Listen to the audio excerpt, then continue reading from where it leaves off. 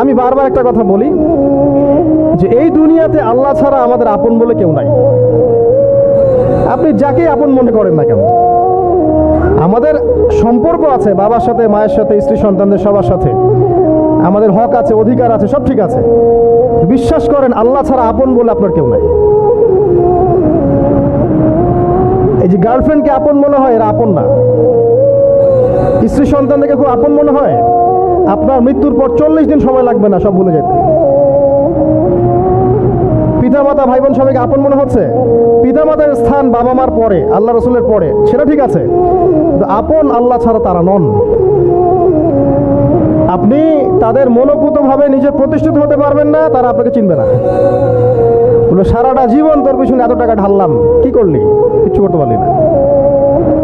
আবার এখন যারা পিতামাতা হয়েছেন, সন্তানদেরকে আপন মনে হচ্ছে, দেখবেন এই সন্তানকে আপনি আপনার মনোপুতভাবে সম্পত্তি দিতে পারবেন না, ভরণ পোষণ দিতে পারবেন না, এই সন্তান বড় হয়ে আপনাকে বৃদ্ধাশ্রমে পাঠাতে পারেন।